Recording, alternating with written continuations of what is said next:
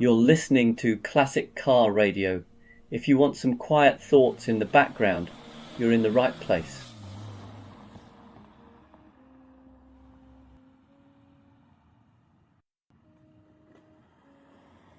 There are plenty of complicated ways to feel better in life. Meditation apps, cold plunges, inspirational quotes from people who definitely wake up earlier than you. But there's one mood booster nobody talks about, mostly because the people who know are too busy trying to find parts on eBay, the classic car. Now, I know what you're thinking. How can something built in the 70s with the structural integrity of a sandwich and the reliability of a French electrical system improve your mood? Well, let me give you 3 very solid, very scientific reasons, or at least 3 reasons that work for me. Reason 1, classic cars make you feel like the main character. Drive a modern car and you're basically piloting a dishwasher with headlights. Drive a classic and suddenly you're starring in your own film. A Citroën DS makes you feel like a time-travelling diplomat. A Triumph TR6 convinces you you're more charming than you actually are. And a Porsche 928, well, that just makes you feel like you should have a yacht, even if the closest thing you actually have is a kayak from Decathlon. There's something magical about the way old cars look, smell, and sound. They give you instant character development. Even your bad hair days look intentional when you're climbing out of a 1970s Alfa Romeo. Reason 2, classic cars force you to slow down, and slowing down feels good. It's impossible to be stressed while driving a Morris Minor. The car simply won't allow it. Try rushing and it will respond by quietly shaking its head and possibly removing a piece of itself in protest. Modern cars make everything too easy. Half the time you don't even feel like you're driving, you're supervising. But an old car demands your attention in a way that pulls you out of your head and into the moment. You have to listen, feel, and occasionally bargain with it. And in that process, everything else, deadlines, notifications, the existential dread of why did Sharon schedule another meeting, fades away. It's mechanical mindfulness, but with better smells. Reason 3, classic cars create tiny adventures. Without even trying, you don't take a classic out just to buy milk. You take it out because maybe the sun is out, maybe you finished work early, or maybe you're feeling particularly brave and want to see if the old electrics are in a cooperative mood. Even a simple 5-mile drive becomes a story. Maybe you meet someone at the petrol station who used to own the exact same MGB, but in mustard yellow. Maybe someone gives you a thumbs up, which counts as more social interaction than you usually get in a week. Or maybe, just maybe, everything works perfectly, and you spend the whole journey grinning like a child because your 40-year-old Volvo hasn't made a single alarming noise. Classic cars transform the ordinary into the slightly ridiculous, the slightly magical, and the definitely memorable. And that's good for the soul. So yes, they break, they leak, they squeak, and occasionally they demand rituals you can't explain to normal people. But they'll also lift your mood faster than any wellness practice I've ever tried. Because when you're behind the wheel of something old, whether it's a Beetle, a Jag, or some questionable French masterpiece held together by enthusiasm and rust, the world feels lighter. You feel lighter, and sometimes that's all the therapy you need.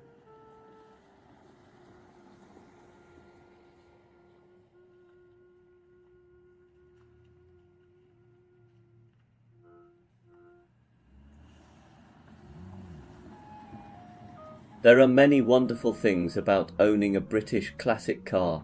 The charm, the history, the way strangers nod approvingly at you in car parks, as if you've done something noble for your country.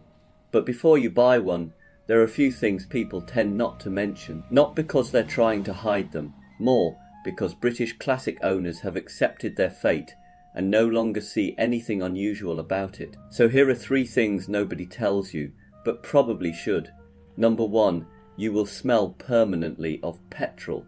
This is not a metaphor, it's a lifestyle. Somewhere, deep inside the soul of a British classic, whether it's an old MGB, a Triumph Spitfire, or a slightly too confident Jaguar XJ6, there is a faint but persistent desire to perfume its owner. You step out of the car after a lovely drive, take a deep breath, and there it is, that unmistakable blend of petrol, old leather, and maybe the ghost of a previous owner's pipe smoke. You'll think you've imagined it. Your friends will assure you that you haven't, and eventually you'll stop trying to get rid of the smell and simply accept that it's part of your personal brand. Number 2.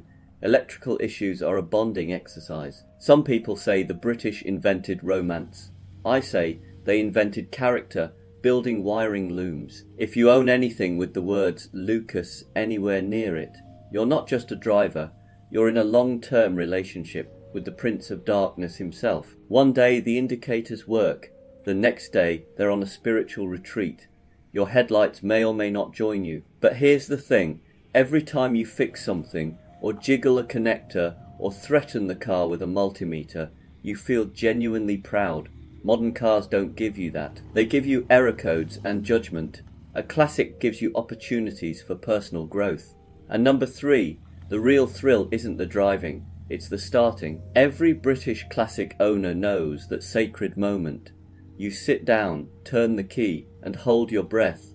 Will it fire up instantly, like an enthusiastic Austin Mini on a sunny day? Or will it cough, think about life, and then decide that today is not the day? That moment, that glorious, unpredictable, slightly anxious moment, is the true heartbeat of British motoring. When it does start, you feel victorious. When it doesn't, you shrug because you've packed tools. You always pack tools. You could be going to the shops for milk, and you'll have a toolkit in the boot, just in case your Triumph decides it fancies a roadside picnic. But here's the secret. These 3 things point to British classics aren't perfect, and we don't want them to be. The little quirks, the smells, the gremlins, they're all part of a relationship that feels alive. Modern cars do everything flawlessly, and somehow that's less interesting. A classic gives you stories, it gives you character, it gives you a mild but constant sense of adventure. So yes, nobody tells you these 3 things, but once you've lived with a British classic, you wouldn't trade them for anything, except maybe a lift home when the starter motor gives up.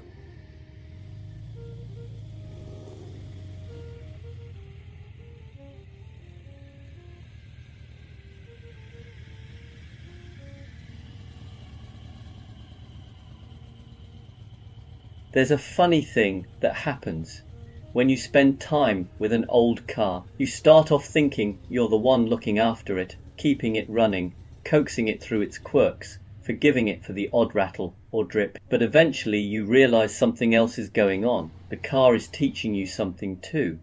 And one of its favorite lessons is this: slow down. Classic cars don't rush. They can't. They were born in a time before instant everything, before touch screens, notifications, and the strange modern belief that faster is always better. When you drive an old machine, you feel that difference immediately.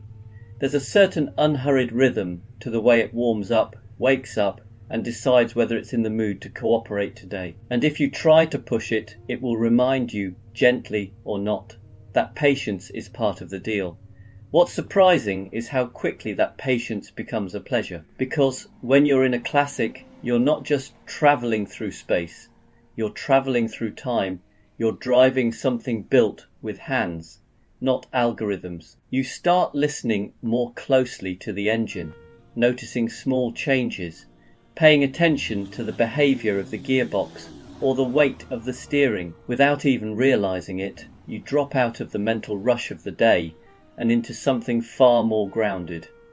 It's a bit like a moving meditation, not the sit cross-legged on a cushion type, but the sort where your attention is anchored to the sound, the feel, the moment right in front of you. You can't drive a classic car while doom scrolling or worrying about 10 different emails.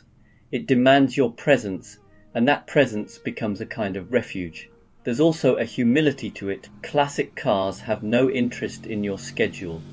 They don't care about the meeting you're late for or the message you haven't answered. They operate on their own timeline, with their own temperament, And once you accept that, life gets a bit lighter. You stop fighting the clock. You stop trying to force everything. You breathe a little more. And in that space, you rediscover something modern life quietly stole. The simple joy of driving for its own sake. A slow cruise, a long corner taken with care. The sensation of being connected to a machine that asks you to participate, not just sit there. It reminds you that moving slowly isn't the opposite of progress. Sometimes it's the only way to feel where you're actually going. So yes, old cars break and fuss and throw the occasional tantrum, but along the way they also teach us how to let go, how to pay attention, and how to enjoy the journey instead of sprinting from one destination to the next. In their own stubborn, charming way, classic cars show us a truth we tend to forget. You don't have to live fast to live well. Sometimes the best moments are found in the slow lane.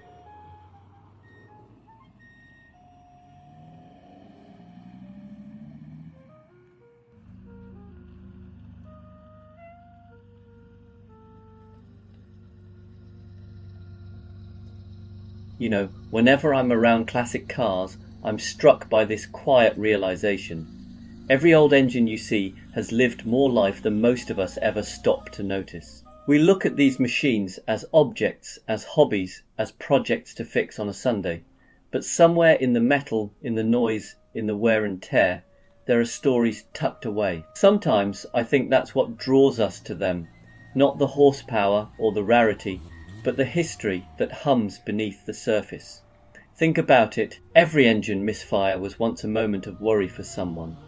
Every smooth pull-through second gear was once a burst of pride. That gentle tick on the overrun, someone else heard it long before you did. They wondered what it meant. They listened closely to the rhythm, just like you do now. Old engines collect people. They collect the hands that worked on them, the families that drove in them, the places they broke down, and the journeys they carried us through. A car that's 40 or 50 years old isn't just running on fuel, it's running on memory, all that maintenance and tinkering we do. Sometimes I think we're not restoring machines, we're restoring moments that would otherwise be forgotten. And the funny thing is, the parts that frustrate us the most are the ones with the richest stories. That stubborn bolt that refuses to move. Someone else fought with it in '84. That strange rattle that appears only on left turns. It probably annoyed 3 different owners before you. You're part of a lineage now, a caretaker in a long line of caretakers. The beauty of an old engine isn't in how perfect it runs. It's in the traces of life you can feel when it fires up. That first cough on a cold morning, the little shake as it settles into idle, the deep breath before it comes alive.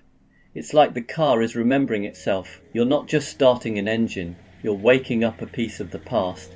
And maybe that's the real magic. Modern cars are incredible, but they don't have that connection. They haven't had time to gather a soul. A classic car has lived through decades of roads, weather, mistakes, triumphs. If you listen closely, you can almost hear the stories, the long trips, the late night drives, the arguments, the laughter, the music on the radio that hasn't played in years. An old engine teaches you to pay attention, to feel instead of calculate, to notice the small things, the way the throttle responds, the smell of warm oil, the shift in tone when the revs rise. There's nothing digital to smooth it out, nothing artificial to hide the imperfections. It's honest, it tells you exactly how it feels, for better or worse. And in a world full of polished surfaces and perfect feedback, that honesty is refreshing. So next time you start up an old car, pause for just a moment. Listen to the churn, the catch, the first breath it takes. That sound has echoed across time. It connected someone's past to your present. And one day it'll become part of someone else's story too, because engines may be made of metal, but the lives they carry, those are made of us. And every one of those lives leaves a little trace behind, tucked somewhere deep inside the noise, waiting for you to hear it.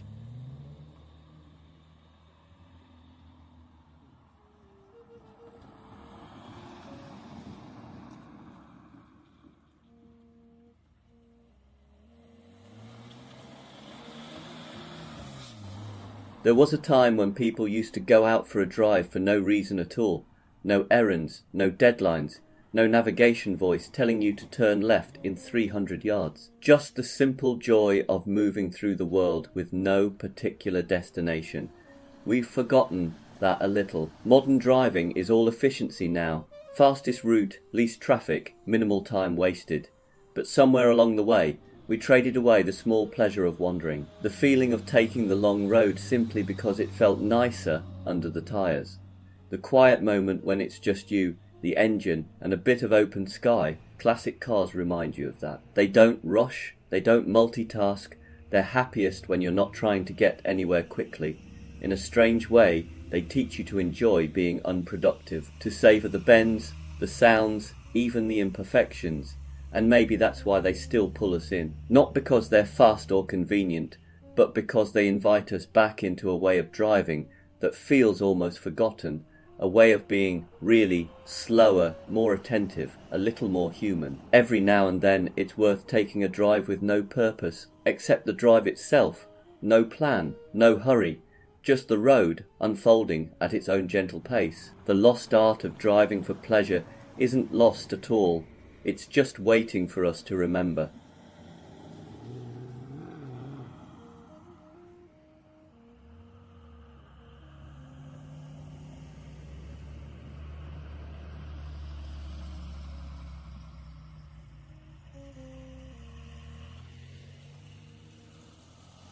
There's a certain philosophy that only really reveals itself when you spend enough time with a classic car.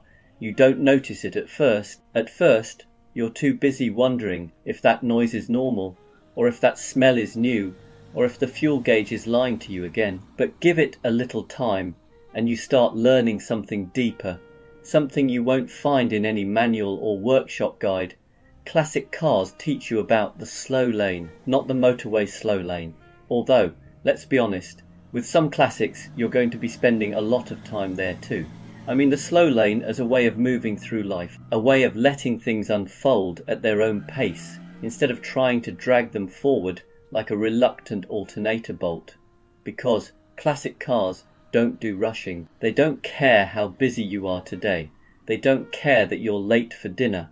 They live in a world where warming up takes as long as warming up takes. You turn the key, the engine coughs, clears its throat, considers its options, and eventually decides, fine, I'll run today, but only because you asked nicely. And that's where the philosophy begins.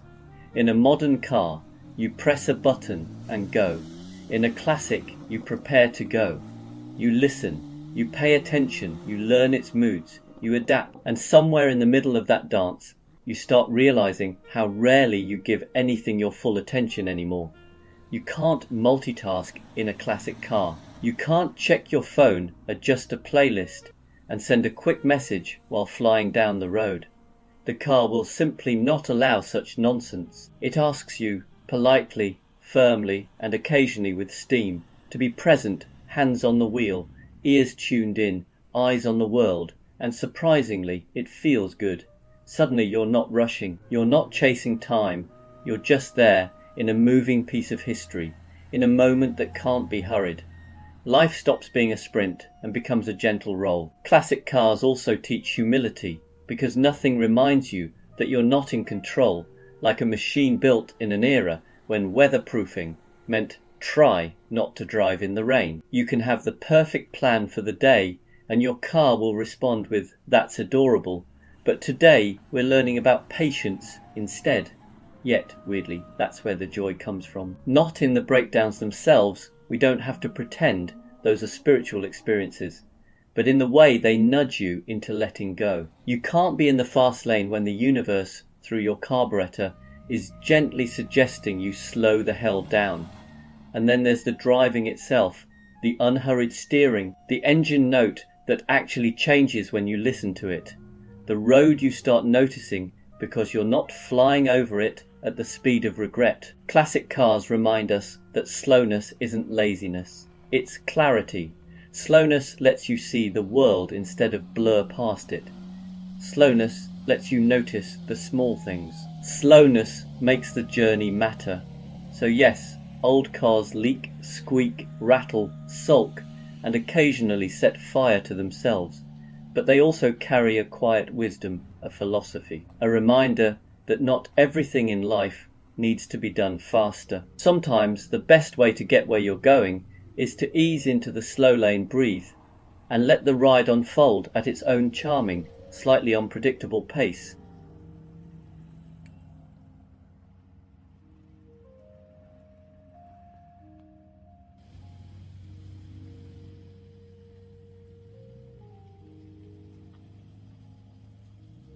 You know, people often assume classic car ownership is all glamour and sunny Sunday drives, but anyone who actually owns one knows the truth. It's a spiritual practice, a moving meditation, a slightly oily path to enlightenment, because the first thing a classic car teaches you is patience.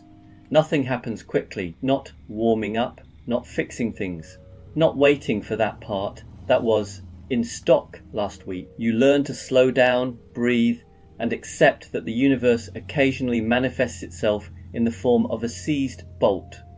And then there's awareness. Modern cars let you drift through a journey half asleep. A classic won't let you get away with that.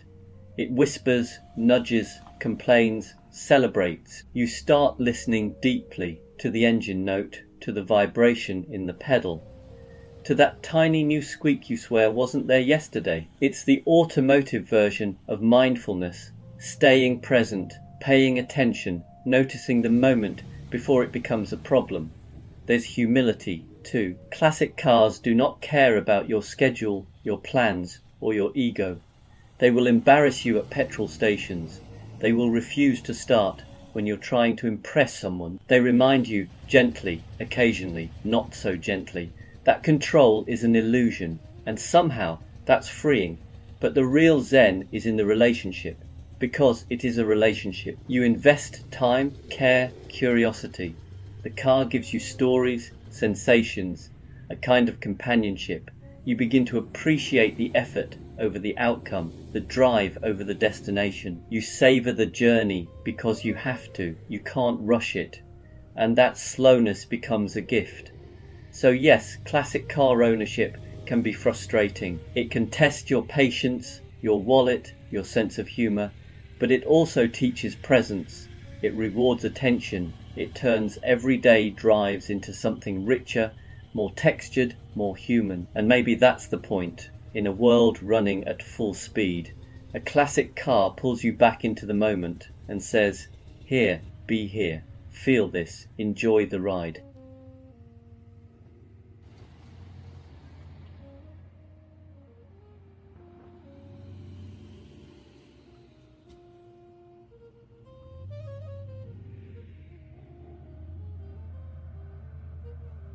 There's something classic car owners don't tell you. Well, a few things, actually. Things you only learn once you've lived with one of these old machines, long enough for it to test your patience, your wallet, and sometimes your sanity. First, let's get this out of the way. You will smell like petrol, not in a poetic motorsport heritage way. More like, why does my jacket smell like a carburetor again? It just happens. It's part of the lifestyle. You stop noticing. Other people don't. And then there's the moment. Every classic owner knows it. You get into the car, turn the key, and there's this tiny pause where you hold your breath and think, come on, please behave today. That split second where time slows down and you brace yourself for either bliss or character building. We don't talk about that moment, but we all live it. And here's another one. Owning a classic car means accepting that strangers will talk to you. At petrol stations, in car parks, at traffic lights, you become a magnet for conversations that start with, my uncle had one of these, or I remember these when I was young. You learn to smile, nod, and enjoy it, because that connection is part of the joy. We also don't mention how emotionally invested we get in the smallest things, a new rattle, immediate heartbreak, a smooth run with no issues, instant euphoria, a sunny day. You're pulling the car out whether you had plans or not. Classic ownership turns adults into hopeful children. Every drive is Christmas morning, but here's the biggest thing classic car owners don't tell you. We don't actually own these cars. Not really, we're just the current caretakers. These machines have outlived owners, mechanics, fashions, governments, entire eras, and somehow they're still here, bending time a little bit every time they start up. We get to be part of that story for a while, a tiny part of a journey that started long before us and will probably continue long after we're gone. See, the secret isn't in the horsepower or the shine of the paint or even the drive itself.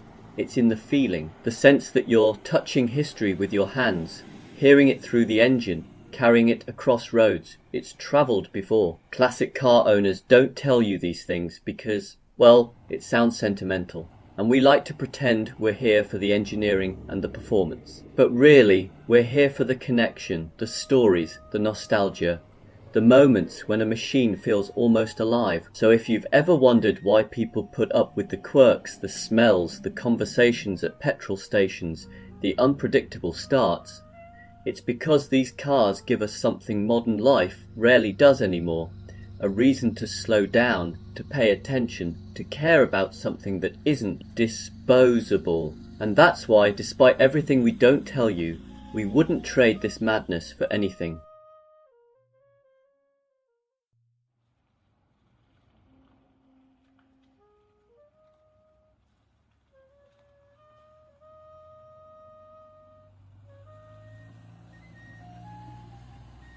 You know, sometimes I wonder why we still bother with these old machines.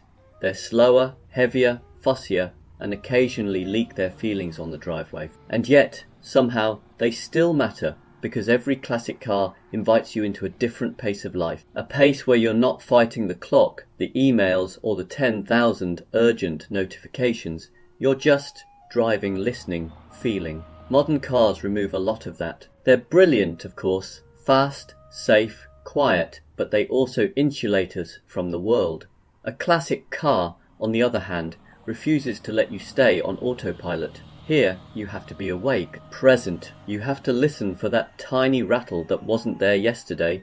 You have to feel the road through the wheel, the way the car leans, breathes, settles. It's an experience, not a commute, and that's the strange magic of these old things. They offer something modern life keeps forgetting. Connection to the machine, connection to the moment, connection to a world where things had weight, smell, texture, and didn't all depend on software updates. Classic cars also bring people together. You never see strangers gathering around a 3-year-old crossover in a car park, but a 40-year-old saloon. That's an invitation. Stories start, memories surface. Everyone has a favourite relative who had one just like it. And maybe that's why they still matter, because they remind us that life isn't just about efficiency. It's not always about getting somewhere as fast as possible. Sometimes it's about feeling the journey again. These cars are rolling pieces of history, yes, but they're also reminders to slow down, to pay attention, to enjoy the simple things. So why do classic cars still matter in a modern world? Maybe because, in a world trying to rush us, they're one of the few things that gently ask us to take our time.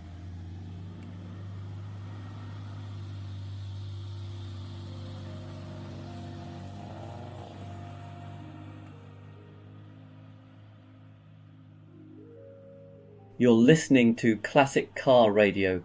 If you want some quiet thoughts in the background, you're in the right place.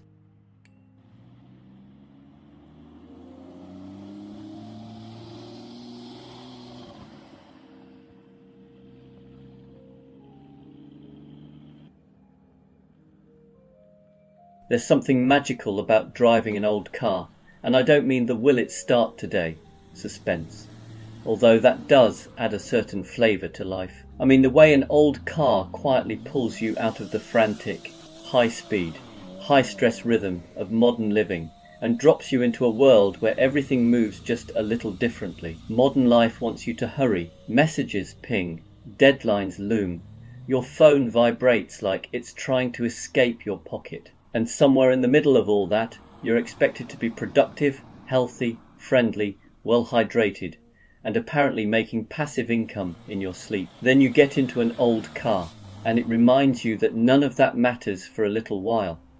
Old cars are wonderfully unapologetic about their pace. They don't sprint off the line. They don't have 8 driving modes. They don't pretend to be a spaceship. They just go in their own time, with a certain dignity, and occasionally with a smell you can't identify but have learned not to worry about. And that slowness, that gentle, mechanical honesty, feels incredible.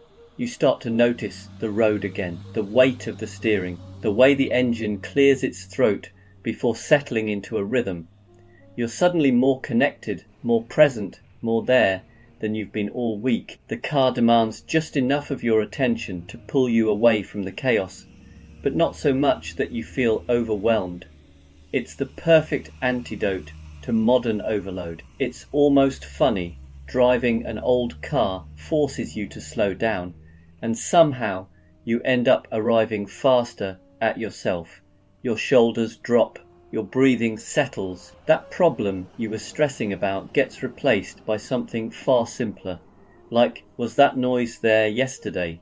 It's basically meditation, but with carburetors and questionable electrics. Modern cars isolate you. They seal you in a soundproof pod, surround you with screens, and try to protect you from ever feeling any discomfort, physical or emotional. It's efficient, sure, but it's also oddly numbing.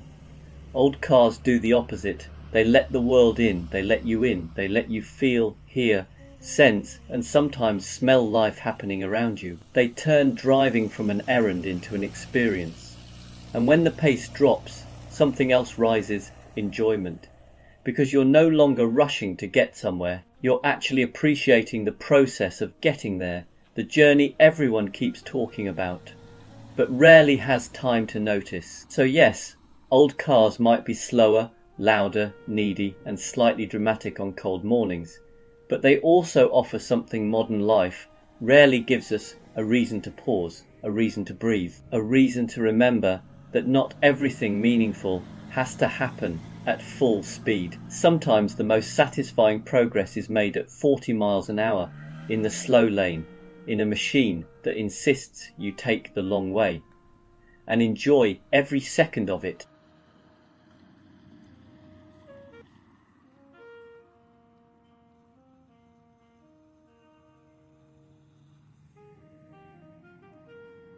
There's a certain look people give you when you say, with complete sincerity, that old cars are better than modern ones. It's the same look you'd get if you announced you still listen to music on cassettes, or that you've recently taken up medieval blacksmithing.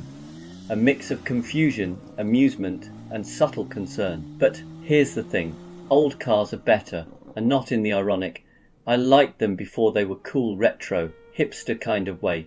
I mean genuinely, experientially, emotionally better. And today I'd like to explain why, gently, reasonably, and with occasional references to cars that have needed therapy more often than servicing. Let's begin. 1. Old cars have soul, and modern cars have software updates. Modern cars are incredible. They can park themselves, avoid collisions, and some of them even apologize when you try to indicate incorrectly. But they do not have soul. They have interfaces. They have warning chimes that sound like your dishwasher finishing a cycle. Compare that to an old Mercedes W123 warming up on a winter morning. There's a smell, a hum, a sense of the car clearing its throat before speaking to you. Or a classic Mini that rattles, vibrates, and cheerfully wobbles its way down the road, like a dog too excited for its own legs. Modern cars glide, old cars live. Modern cars feel like they were designed by committees. Old cars feel like they were dreamt up by slightly mad geniuses with drafting pencils and questionable haircuts. 2. Old cars demand your attention and reward it. Modern cars want you relaxed, distracted, and effectively irrelevant. Most will brake for you, steer for you, and judge you silently through lane assist cameras. Drive something like an old BMW E30, however, and you are suddenly awake. You are listening. You're paying attention to the idle, the feel of the steering, the smell of, is that petrol? Should it smell like petrol? An old car pulls you into the moment by necessity. It's mindfulness, but with more mechanical sympathy. You can't zone out. You can't doom scroll. You can't even sneeze without considering how the carburetor feels about it. And in that strange tactile relationship between human and machine, something happens. You remember what driving is. Not a task, not a commute, not an algorithm. A connection. 3. Old cars teach you character. Modern cars hide it. Modern cars are smooth, predictable, and engineered to feel identical across thousands of units. A Volkswagen today feels like a Volkswagen tomorrow, even if tomorrow's Volkswagen is technically a rebadged Skoda.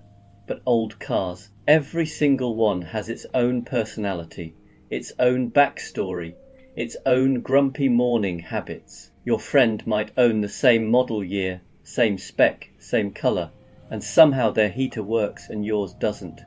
Your locks freeze, theirs won't unlock after rain. Your dashboard rattles at 40 miles per hour, theirs rattles at 37.5. Every old car is unique. Like snowflakes that rust. A modern car hides its quirks behind layers of electronics and stability control. An old car puts its quirks on loudspeaker and then throws in a bonus squeak from somewhere you haven't identified in 3 years. And the funny thing is, that's what makes them charming. 4. Modern cars are fast. Old cars feel fast. Take almost any modern family hatchback. Let's say a Ford Fiesta. It's quicker than many old sports cars. It corners better. It stops better. It does everything better. And yet it doesn't feel fast. It feels efficient, like a highly competent appliance. Now get into something from the 70s. A Triumph Spitfire, for example. You do 40 and it feels like 80. You do 60 and it feels like 140. You do 70 and you start bargaining with whichever deity handles structural integrity. In an old car, speed has flavour, wind noise, vibrations, a speedometer that shakes like it's had too much coffee. All of it creates drama. You finish a drive in an old car and feel alive. You finish a drive in a modern car and feel like you've just arrived. 5. Old cars let you participate. Modern cars entertain you. There's a reason people are nostalgic for old Hondas and Toyotas with manual gearboxes. Changing gear yourself is fun. Balancing a clutch is fun. Listening to an engine instead of a synthesized engine noise through speakers is also fun. Modern cars often try to entertain you with huge screens and animated menus. Meanwhile, an old car entertains you by simply being a car. Take something like a classic Subaru. You turn the key, something mechanical happens. The flat 4 burbles, you feel the road. You actually drive, you're not swiping, scrolling, tapping, pairing, updating or rebooting anything. And that simplicity feels like fresh air for the brain. 6. Old cars connect you to people. Modern cars connect to the cloud. You take an old MG Jaguar or Alfa Romeo to a petrol station. You are not filling up. You are starting a conversation. People love old cars. They want to ask about them, share memories, tell you about the one they once had that caught fire, but in a charming way. Modern cars don't start conversations. Modern cars silently upload your data to a server somewhere. Old cars bring out nostalgia. Modern cars bring out update notifications. It's not the same energy. 7. Finally, old cars remind you that joy doesn't need perfection. Modern cars are nearly flawless. Quiet, smooth, efficient, predictable. Old cars are none of those things.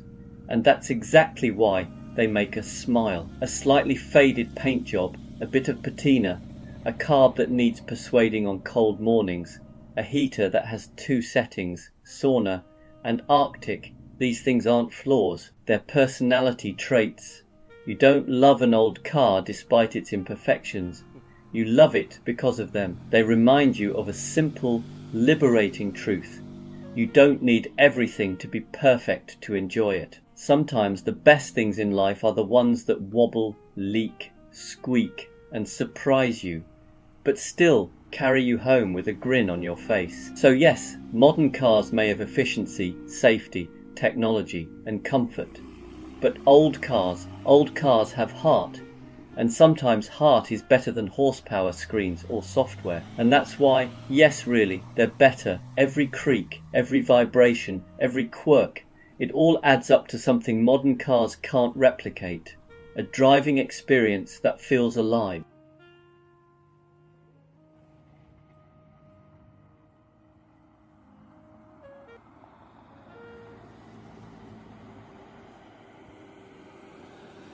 Owning a classic car does something subtle to the way you drive. At first, you think you're just learning how to keep an old machine alive, but somewhere along the way, without any formal training or advanced driving courses, your habits start to change, and oddly enough, they tend to make you a better driver. Even when you're back in something modern and sensible, here are 3 of them. The first habit is listening. Classic cars demand it. A modern car filters everything out for you. The noises, the vibrations, the feedback.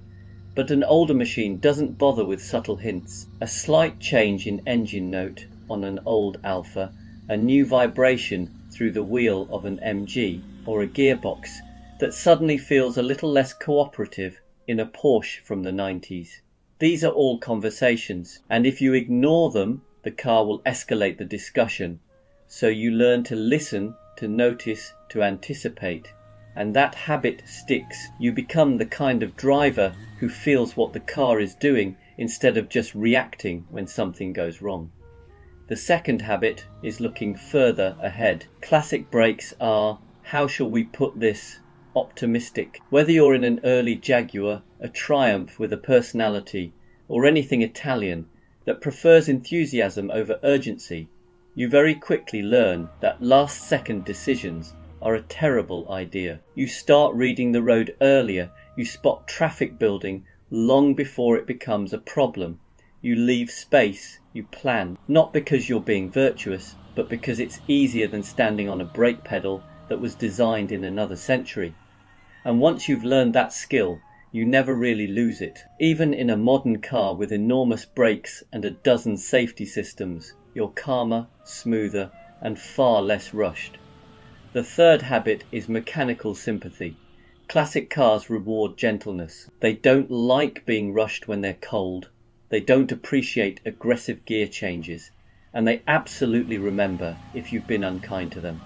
So you adapt, you warm things up properly, you shift more smoothly, you drive with intention rather than impatience. Whether it's a softly sprung French saloon, a slightly grumpy British roadster, or an air-cooled Porsche that prefers things done just so, you learn that respect goes a long way. And here's the interesting part, that mindset transfers. You drive modern cars more smoothly, you waste less energy, you feel less stressed, you arrive more relaxed, even if you didn't arrive any faster. So yes, classic cars leak, rattle, and occasionally test your commitment to the hobby, but in return, they quietly train you to be more attentive, more patient, and more aware behind the wheel. Not bad for something with no driver aids, questionable reliability, and an owner's manual that assumes you already know what you're doing. Sometimes the best driving lessons don't come from technology. They come from old machines that simply ask you to pay attention.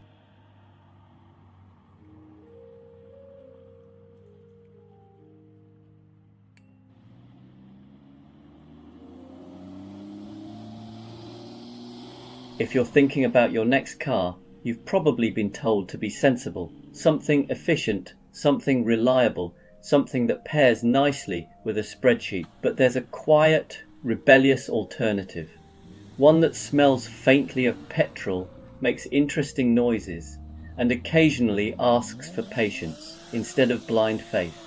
An old and interesting car. And here are 3 reasons why it might be the best decision you'll ever justify to your friends. Reason 1. Old cars have personality. Modern cars are very good, almost suspiciously good. They start every time, isolate you from the outside world, and politely beep if you look like you're having a thought of your own. An older car doesn't do that. It communicates differently. A classic Alfa will tell you how it's feeling through the steering wheel. An MG might rise up theatrically, before it's ready to leave. A classic Rolls-Royce won't just go around a corner, it will discuss it with you first. You don't just drive these cars, you negotiate with them, and somehow that makes every journey more memorable. Reason 2. Old cars make ordinary moments feel special. A trip to the shops in a modern car is an administrative task. In something older, it becomes an event. You park a classic Mini or an old Mercedes, and suddenly strangers want to talk to you. People smile. Someone tells you they had one, just like that in 1988, and regrets selling it every day since. Old cars turn errands into stories. They slow you down just enough to notice where you are, what you're doing, and why you bothered leaving the house in the first place. Reason 3. Old cars teach you useful life skills, patience, listening, improvisation, carrying a small but emotionally significant collection of tools. An old Volkswagen or Alfa doesn't break to punish you.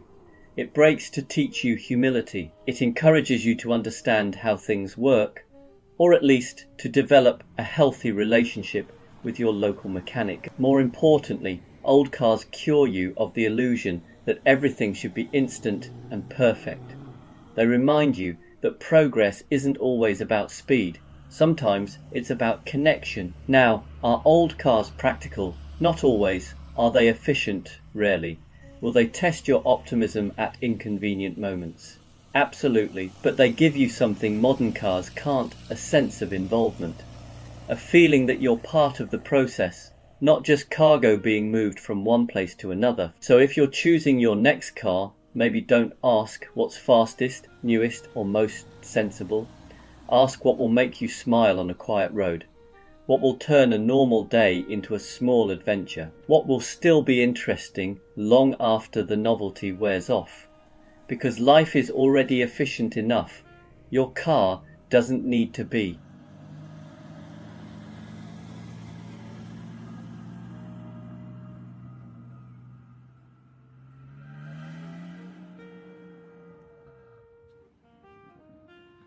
There's a quiet bond between people who own classic cars. You can spot it almost instantly. It's not about money or performance figures or even good taste, although we like to pretend it is. It's about shared experiences that make absolutely no sense to anyone else. And there are 3 in particular that only classic car owners truly understand. The first is this: the key turn moment. Modern cars start when you ask them to. Classic cars consider it. There's always a pause, a half second, where the engine thinks about its life choices. You turn the key in an old Alfa Romeo or a Triumph, and you listen, not casually, but with the focus of a bomb disposal expert. Is that a healthy crank? Is that a confident cough? Or is that the sound of today being one of those days? Every start is a small emotional journey, and when it fires into life, you feel a completely unreasonable sense of personal achievement. The second thing only classic car owners understand is the relationship you develop with smells and noises. A faint whiff of fuel in a Jaguar, that's character. A new rattle in an old Porsche, that's a conversation starter. You stop thinking in terms of is something wrong, and start thinking in terms of is this noise new, louder, or merely expressive. Your car becomes a living thing with moods, habits, and the occasional tantrum. You don't panic, you diagnose, you negotiate, and sometimes you just turn the radio up and promise to look at it later. And then there's the third thing: strangers. Classic cars turn you into a public service. Petrol stations become social events. Someone will always say, I used to have one of those, even when it's a Renault they very clearly never owned. People will tell you about their uncle's MG, their neighbour's Volvo, or the one that got away in 1987. You'll nod, smile, and listen, because you're part of a rolling museum now, whether you like it or not. What's funny is that none of this feels like a burden once you're in it. The quirks, the conversations, the unpredictability, they are the point. Classic car ownership isn't about perfection, it's about participation. You're involved, present, and occasionally late. And that's why classic car owners understand something most people don't. The car isn't just getting you from A to B, it's giving you stories, moments, and a slightly odd but deeply satisfying way of moving through the world. You don't just own a classic car, you enter into an agreement, and somehow, despite everything, you're always happy you did.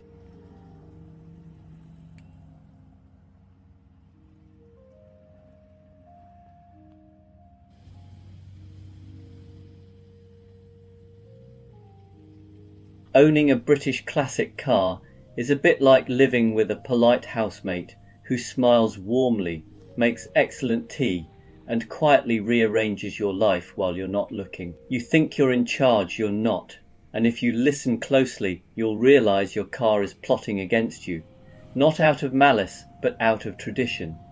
Let's start with the first plot. Number 1, timing. Your British classic has an impeccable sense of when to misbehave.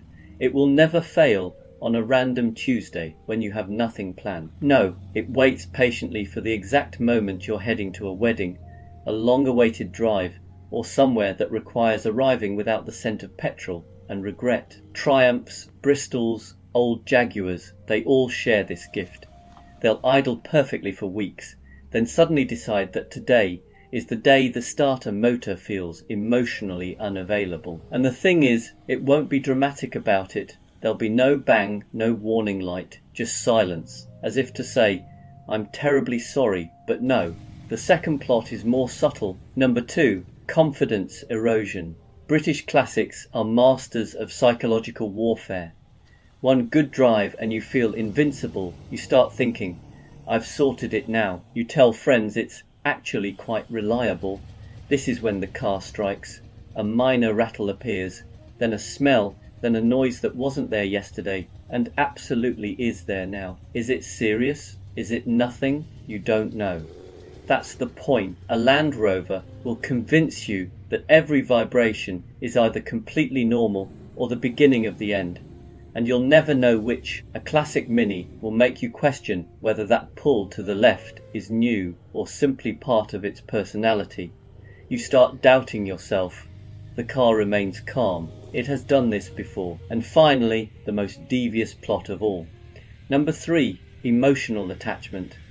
This is where British classics really get you. Despite everything, the leaks, the quirks, the way a classic Jaguar can turn fuel into noise with astonishing enthusiasm, you fall for it, you forgive it, you defend it. You start using phrases like, they all do that, and it's just a simple fix even though you've said that 6 times already. At some point, you'll catch yourself patting the dashboard of an old Rover or talking gently to an Austin Healey as if encouragement might help.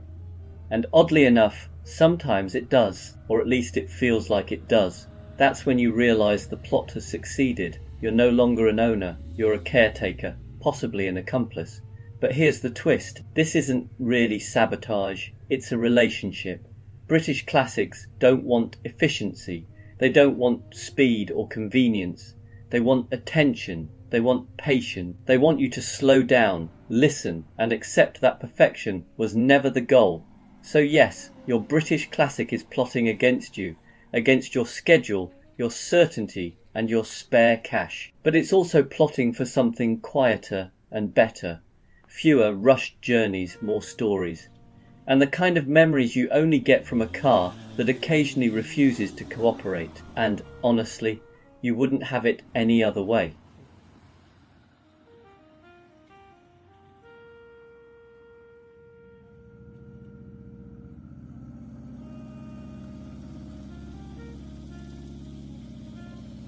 There are many questionable decisions a person can make in life.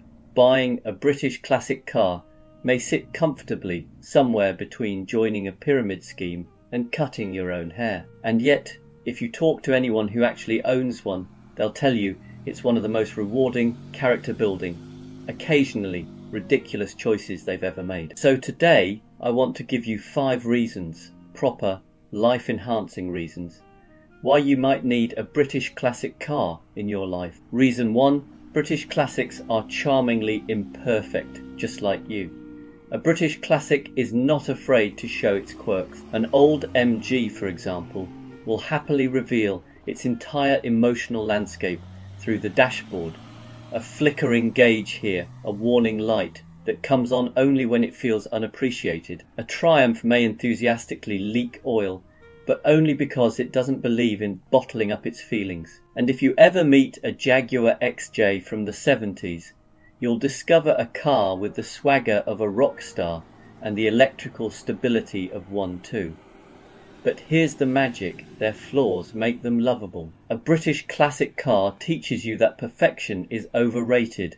It's the rough edges, the little unpredictabilities that create stories, and in a world obsessed with flawless surfaces and seamless interfaces, there's something deeply comforting about a machine that is still perfectly functional while being gloriously, unapologetically human. Reason 2, they turn every journey into a small adventure. Modern cars make driving feel like background noise. British classics, on the other hand, treat every trip, even a run to the shops, like you're off to scale Everest. Start the engine of a Land Rover Series 2 and you'll feel like you're about to explore a remote corner of Kenya.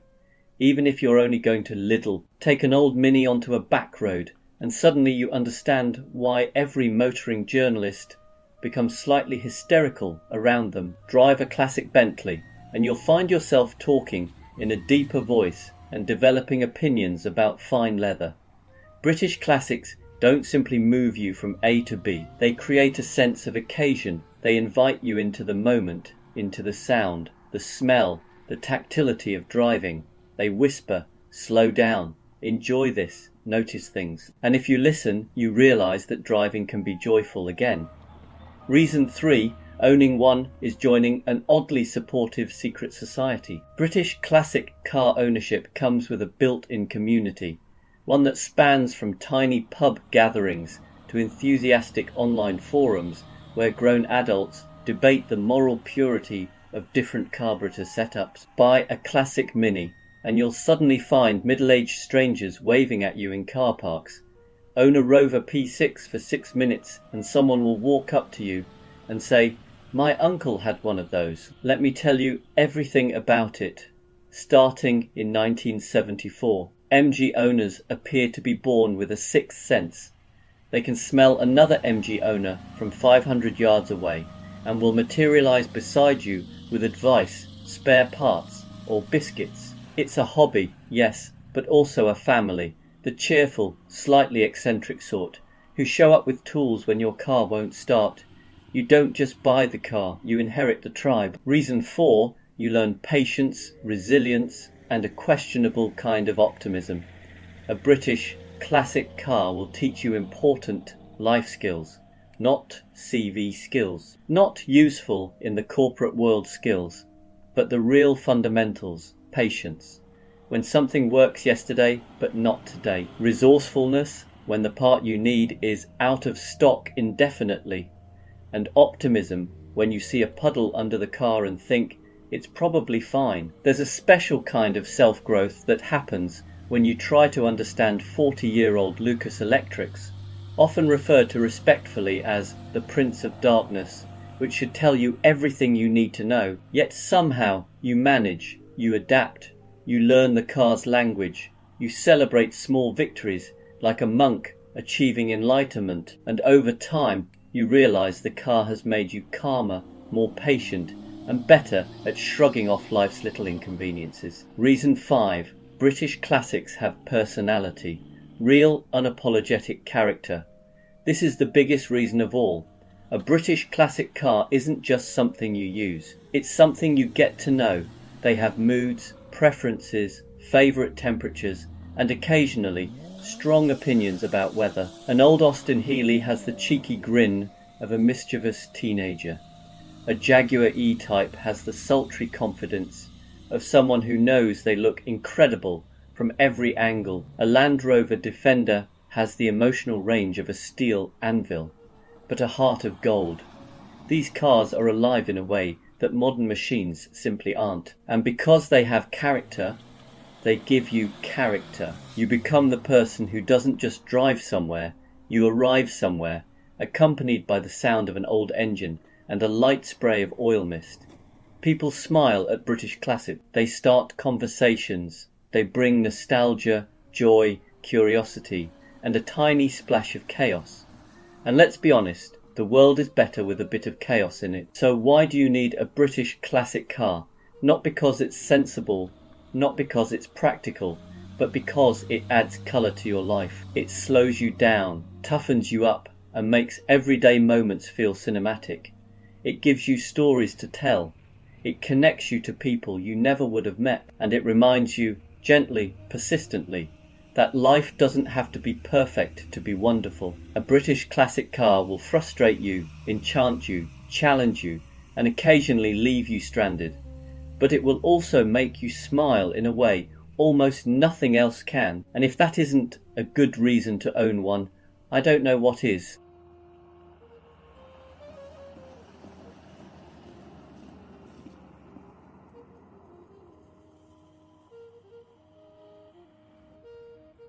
Classic cars attract many wonderful things: admiration, nostalgia, and unsolicited advice from strangers at petrol stations. They also attract myths, persistent, confident myths, the kind delivered by someone who hasn't owned a classic car since 1987, but feels very strongly about it. So let's gently put a few of these to rest. First myth: classic cars are incredibly unreliable. This one usually comes from someone driving a modern car with 3 warning lights on and a software update pending. The truth is, most classic cars are very honest. A classic Mini, a Triumph, or an old Mercedes will tell you exactly what's wrong, often audibly, sometimes aromatically. Modern cars, by contrast, prefer vague threats and cryptic symbols. Reliability isn't about age, it's about maintenance, sympathy, and occasionally accepting that Italian electrics have personality. Second myth: you have to be rich to own one. Yes, if your idea of a classic car starts with air-cooled Porsche and ends with auction estimate, that might be true, but plenty of classics are wonderfully attainable. An old MG, a Rover, even a slightly scruffy BMW from the 90s can be cheaper to run than a modern finance agreement. The real cost isn't money, it's time, patience, and the willingness to Google things like, why does it only do this when it rains? Third myth: classic cars are terrible to drive. This is usually said by someone who expects a 1970s Alfa Romeo to feel like a new Golf GTI. Classic cars don't isolate you, they involve you. You feel the steering, the road, the decisions you've made in life that led you to this moment. And once you recalibrate, many classics are an absolute joy. There's a reason people still talk about how a Porsche 911 feels, or how delicately a well-sorted MG flows down a country road. Next myth: they're just toys for old men. Yes, there are flat caps, but there are also young owners, artists, engineers, and people who simply like things with character. Classic cars aren't about age, they're about taste, and possibly stubbornness. Anyone who keeps a Lancia running in the modern world is not clinging to the past, they're committing an act of quiet rebellion. Another favourite: classic cars are bad for the environment. This one's more nuanced. Yes, they're not exactly carbon neutral, but most classics do a few thousand miles a year at most. They're repaired, reused, and kept alive rather than scrapped and replaced every 3 years. Sustainability isn't just about what you drive, it's about how often you replace it. A well-loved old Volvo, still going strong, has arguably done its bit. And finally, the biggest myth of all: classic car ownership is stressful. It can be frustrating, yes, but stressful. Only if you fight it. Once you accept that a classic car operates on its own schedule, something shifts. You stop rushing, you listen more, you plan better. In a strange way, these old machines teach you to slow down, and that might be their greatest gift. So maybe classic cars aren't impractical relics after all. Maybe they're reminders that not everything needs to be fast, perfect, or efficient to be worth keeping around.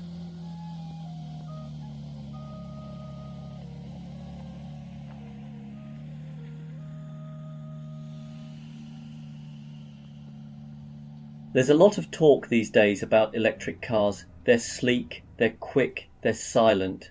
A bit too silent, if you ask me. And every week someone asks me, so are you getting an EV yet? And every week I give the same answer, eventually, but not yet, not for the moment. Because here's the thing, I quite like a car that sounds like a car. I'm not ready for something that hums quietly like a very patient washing machine. When I press the start button, I still want a little drama. Maybe a grumble, maybe a cough, maybe a gentle reminder that pistons are doing something vaguely heroic under the bonnet. My friend's Tesla starts with all the emotional expression of a smartphone waking up from a nap. Is it efficient? Absolutely. Is it thrilling? Only if your definition of excitement is watching a battery percentage climb. Another reason I'm holding off is that I know myself far too well. If I owned an EV today, I'd be checking the range every 8 minutes. I'd become the kind of person who says things like, we can go to the shops, but only if we turn the heater off and drive like a monk. Some people get range anxiety. I'd get range melodrama. And then there's charging. I know it's improving. I know by the time I do buy an EV, it'll probably be seamless. But right now, I still enjoy the simplicity of filling up a tank in 90 seconds. Meanwhile, my friend with a Nissan Leaf spends his life sizing up car parks, like he's hunting for rare Pokemon. Oh look, a charger. Oh wait, it's broken. Oh wait, someone parked a diesel in the space. Oh wait, the charger works, but only when the moon is in the correct phase. I'm not emotionally ready for that kind of quest-based motoring. And then there's just the honesty of it. I like old cars. I like the smells. I like the quirks. I like turning a key instead of pressing a button that makes the dashboard light up like a Christmas tree. When I drive my old Porsche or even a scruffy 90s hatchback, there's a sense of connection, a little mechanical handshake between me and the machine. It's messy, imperfect, wonderfully analog. EVs are brilliant at many things, but messy and imperfect is not their design philosophy. Don't get me wrong, electrics are impressive. The Taycan is basically a spaceship that decided to go to Tesco.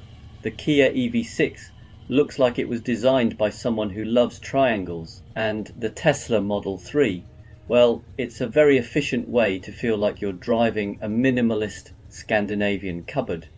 One day I'll get one. I genuinely believe electric cars will be part of my future. But for the moment, just for the moment, I'm staying with the rumbling, slightly leaky, occasionally dramatic world of classic and combustion powered cars, not because EVs are bad, but because I'm not quite ready to give up the noise, the character, and, if I'm being honest, the joy of a car that communicates constantly, even if some of that communication is help.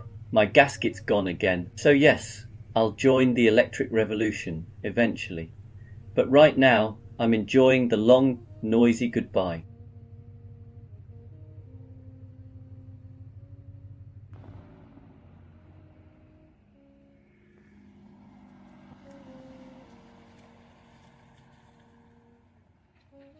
There's a strange calm that lives inside every classic car. It's not obvious at first. In fact, it's often hidden beneath rattles, warm oil smells, and the quiet suspicion that something electrical might be having a bad day. But once you spend enough time with an old car, you start to notice it, a kind of calm you don't really find anywhere else. Modern cars are very good at helping you forget you're driving. They insulate you, smooth everything out, and quietly take control, which is impressive, but it also means your mind stays busy elsewhere. In a classic car, that doesn't happen. Whether it's an old Porsche, a slightly dramatic Alfa, or a charmingly unpredictable Citroën, the car keeps you present. You feel the road through the wheel. You hear the engine thinking out loud. You're part of the process. And that's where the calm starts, because when you're paying attention to something real and mechanical, your thoughts stop racing ahead. You're not worrying about tomorrow's to-do list while guiding an old BMW through a corner or waiting for a carburetted engine to warm up properly. The car gently insists that you stay right here, not in a forceful way, just enough to bring you back. There's also comfort in the honesty of it all. Classic cars don't pretend to be perfect. A Land Rover will tell you exactly how it feels about potholes. A classic Mini will remind you that speed is optional and enthusiasm is not. Even something elegant like a Jaguar has no problem letting you know when it's had enough for the day. And somehow that honesty is soothing. You stop expecting perfection. You stop rushing. You adapt. And then there's the pace. Old cars move through the world differently. They're not in a hurry. And once you accept that, neither are you. You take longer routes, you leave earlier. You arrive calmer. Even a short drive starts to feel like a small event rather than a task to be completed. It's funny, we often talk about classic cars as stressful, temperamental things, and yes, they can be. But inside that unpredictability is a kind of quiet agreement. If you treat the car gently, it will do the same for you. It teaches you to listen, to ease off, to respond rather than react. So maybe the calm inside a classic car isn't something built into the dashboard or hidden under the bonnet. Maybe it's what happens when a machine slows you down just enough to notice where you are, what you're doing, and how good it feels to be fully there. And in a world that's always rushing forward, that kind of calm is quietly priceless.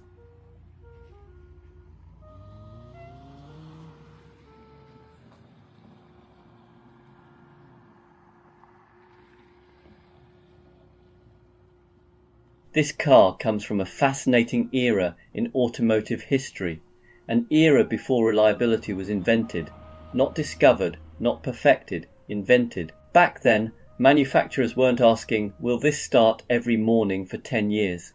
They were asking far more important questions like, does it feel alive? Does it sound interesting? And can we make this with slightly thinner metal to save a few francs? And honestly, I respect that.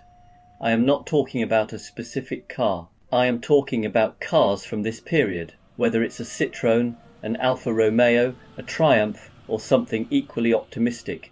These cars were built with a very different philosophy. They weren't designed to be invisible appliances. They were experiences. Occasionally unforgettable ones. Occasionally unforgettable for the wrong reason. You see, modern cars are very good at not involving you. They isolate you from noise, vibration, effort, and responsibility. Old cars do the opposite. They involve you in everything. Every vibration is feedback. Every smell is information. Every new noise is a conversation starter. Take a French classic, for example. A DS21 doesn't break down. It expresses itself. The suspension isn't leaking. It's redistributing hydraulic enthusiasm. The electrics aren't faulty. They're simply having a philosophical disagreement. British cars, of course, have their own charm. A Triumph or an MG doesn't fail. It reminds you that optimism is an essential part of ownership. You don't turn the key expecting certainty. You turn it hoping today is a good day. And when it starts, you feel like you've earned it. Italian cars are even more honest. An Alfa will tell you exactly how it's feeling, usually loudly and at high revs. It may not be reliable, but it will be passionate about it. And if something does fall off, you're almost impressed it stayed on for this long. The thing is, these cars were built before reliability became the goal. Back then, character came first. Engineering was brave, sometimes reckless, occasionally brilliant, and only loosely concerned with the future owner's sanity.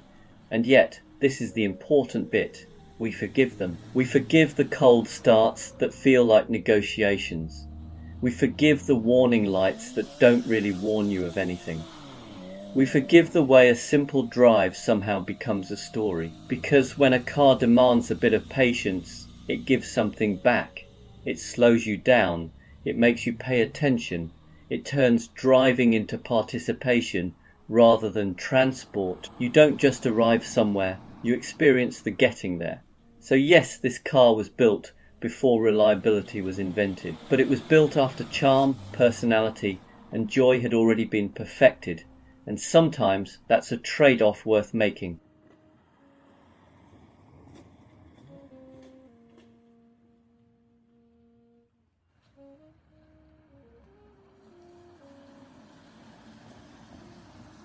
At first glance, calling a classic car eco-friendly sounds like something said just before being escorted out of a dinner party. After all, these are machines that predate catalytic converters, think fuel economy is a suggestion, and occasionally smell like unburnt optimism. And yet, stick with me, because classic cars might be one of the most quietly sustainable things an enthusiast can own. First, the greenest car is often the one that already exists. Modern cars are marvels of technology, but building them takes an extraordinary amount of energy. Mining materials, manufacturing batteries, shipping parts across the planet, and assembling everything in vast factories. A classic car, on the other hand, is already here. The carbon cost was paid decades ago. Keeping a 1970s Porsche 911 or a classic Mercedes W123 on the road isn't consumption, it's preservation. It's recycling at a grand mechanical scale. Instead of scrapping and replacing, you maintain, repair and reuse. You're not chasing the latest upgrade, you're making something old last longer. Environmentally speaking, that's surprisingly virtuous. Second, classic cars encourage moderation. No one daily drives a 40-year-old Alfa through rush hour traffic without a strong sense of self-reflection. Classics tend to come out for weekends, sunny evenings, or special occasions. They're driven less, cared for more, and appreciated deeply. That alone dramatically reduces their environmental impact. A lovingly maintained Mazda MX-5 from the 1990s, doing a few thousand miles a year, is hardly the climate villain it's made out to be, especially compared to a brand new SUV doing short trips to the shops while carrying nothing but a reusable bag and mild guilt. Third, classic cars resist the culture of disposability. Modern ownership often follows a simple pattern: buy, use, trade in, repeat. Classic car ownership flips that entirely. You form a relationship. You learn its habits. You repair rather than replace. You rebuild rather than discard. A Toyota Land Cruiser that's been running for 30 years isn't just transport.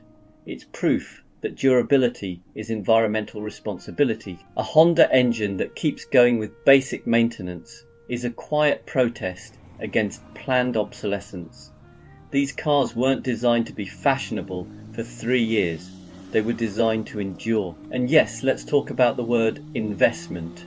Not every classic car is going to fund your retirement, and that's probably for the best. But many classics hold their value precisely because they're not being churned through a rapid consumption cycle. A well-looked after BMW E30 or early MX-5 isn't a depreciating appliance. It's a long-term asset that rewards care, patience and restraint.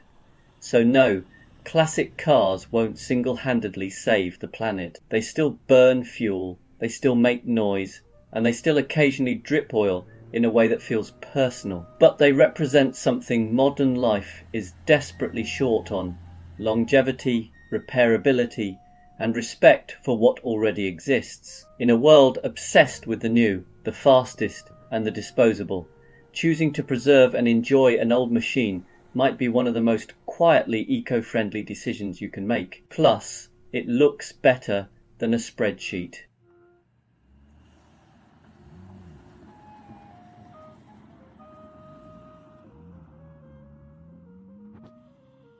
You're listening to Classic Car Radio. If you want some quiet thoughts in the background, you're in the right place.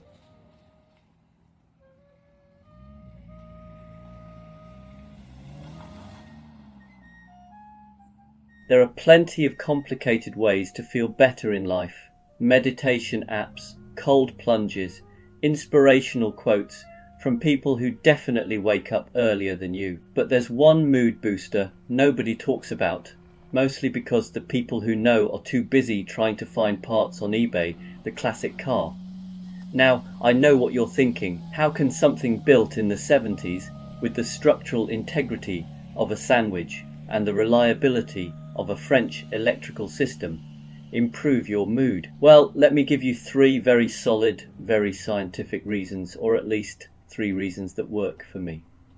Reason 1, classic cars make you feel like the main character. Drive a modern car and you're basically piloting a dishwasher with headlights. Drive a classic and suddenly you're starring in your own film. A Citroën DS makes you feel like a time-travelling diplomat.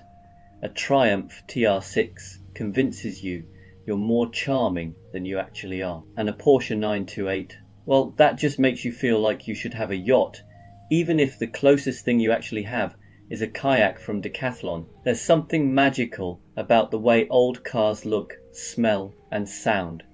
They give you instant character development. Even your bad hair days look intentional when you're climbing out of a 1970s Alfa Romeo.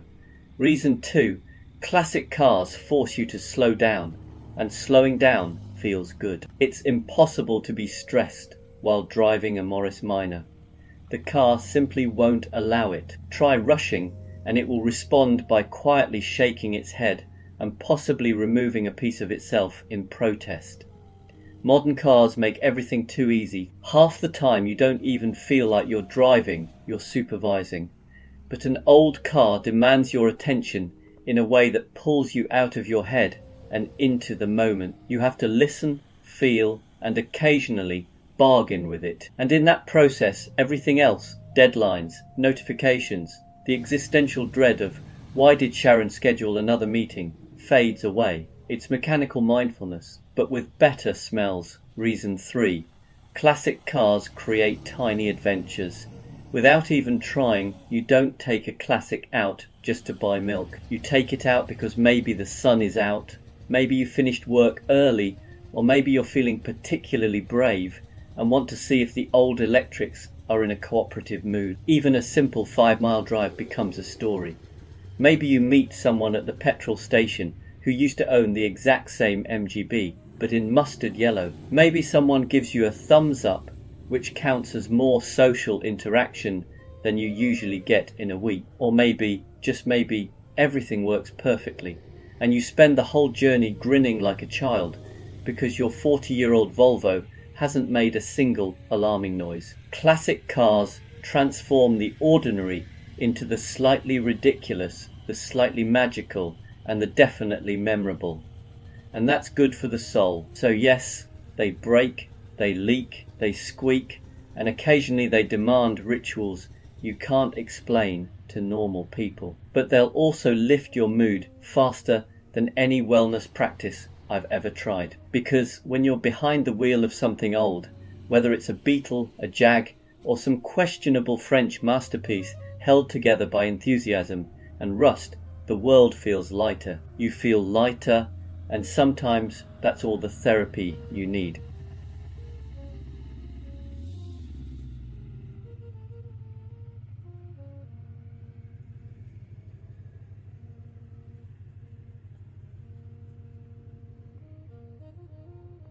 There are many wonderful things about owning a British classic car. The charm, the history, the way strangers nod approvingly at you in car parks, as if you've done something noble for your country. But before you buy one, there are a few things people tend not to mention, not because they're trying to hide them, more because British classic owners have accepted their fate and no longer see anything unusual about it. So here are 3 things nobody tells you, but probably should. Number 1, you will smell permanently of petrol. This is not a metaphor, it's a lifestyle. Somewhere, deep inside the soul of a British classic, whether it's an old MGB, a Triumph Spitfire, or a slightly too confident Jaguar XJ6, there is a faint but persistent desire to perfume its owner. You step out of the car after a lovely drive, take a deep breath, and there it is, that unmistakable blend of petrol, old leather, and maybe the ghost of a previous owner's pipe smoke. You'll think you've imagined it. Your friends will assure you that you haven't. And eventually you'll stop trying to get rid of the smell and simply accept that it's part of your personal brand. Number 2, electrical issues are a bonding exercise. Some people say the British invented romance. I say they invented character, building wiring looms. If you own anything with the words Lucas anywhere near it, you're not just a driver, you're in a long-term relationship with the Prince of Darkness himself. One day the indicators work, the next day they're on a spiritual retreat. Your headlights may or may not join you. But here's the thing, Every time you fix something, or jiggle a connector, or threaten the car with a multimeter, you feel genuinely proud. Modern cars don't give you that. They give you error codes and judgment. A classic gives you opportunities for personal growth. And number 3, the real thrill isn't the driving, it's the starting. Every British classic owner knows that sacred moment. You sit down, turn the key, and hold your breath. Will it fire up instantly, like an enthusiastic Austin Mini on a sunny day? Or will it cough, think about life, and then decide that today is not the day? That moment, that glorious, unpredictable, slightly anxious moment, is the true heartbeat of British motoring. When it does start, you feel victorious. When it doesn't, you shrug because you've packed tools. You always pack tools. You could be going to the shops for milk, and you'll have a toolkit in the boot, just in case your Triumph decides it fancies a roadside picnic. But here's the secret. These 3 things point to British classics aren't perfect, and we don't want them to be. The little quirks, the smells, the gremlins, they're all part of a relationship that feels alive. Modern cars do everything flawlessly, and somehow that's less interesting. A classic gives you stories, it gives you character, it gives you a mild but constant sense of adventure. So yes, nobody tells you these 3 things, but once you've lived with a British classic, you wouldn't trade them for anything, except maybe a lift home when the starter motor gives up.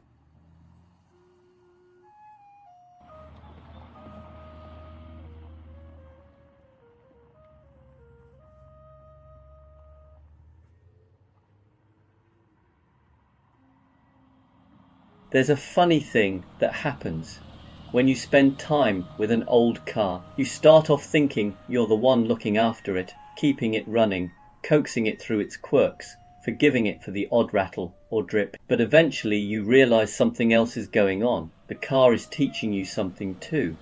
And one of its favorite lessons is this: slow down. Classic cars don't rush. They can't. They were born in a time before instant everything, before touch screens, notifications, and the strange modern belief that faster is always better. When you drive an old machine, you feel that difference immediately.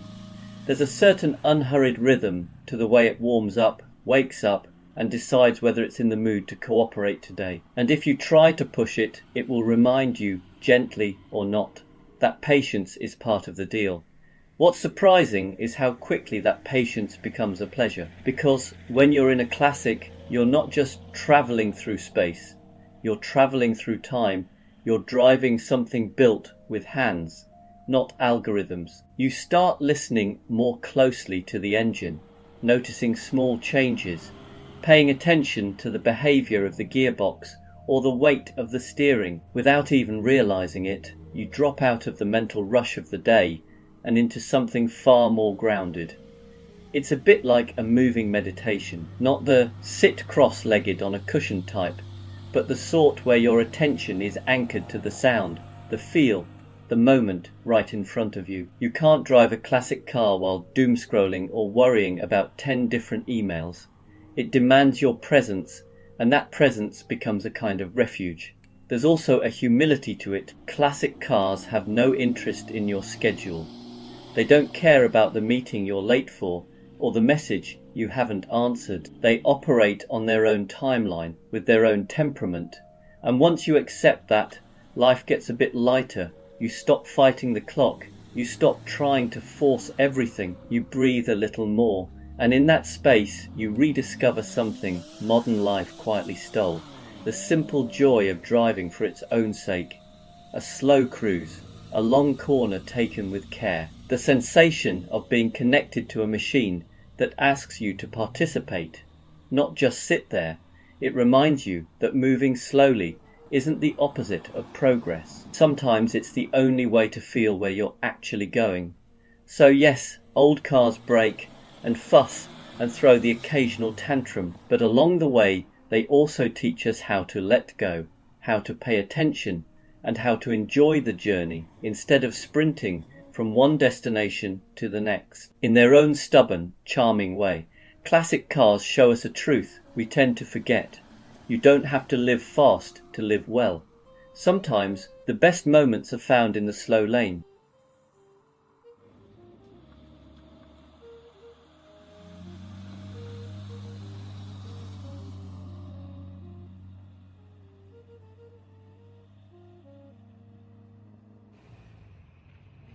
Whenever I'm around classic cars, I'm struck by this quiet realization. Every old engine you see has lived more life than most of us ever stop to notice. We look at these machines as objects, as hobbies, as projects to fix on a Sunday. But somewhere in the metal, in the noise, in the wear and tear, there are stories tucked away. Sometimes I think that's what draws us to them, not the horsepower or the rarity, but the history that hums beneath the surface. Think about it, every engine misfire was once a moment of worry for someone. Through second gear was once a burst of pride. That gentle tick on the overrun, someone else heard it long before you.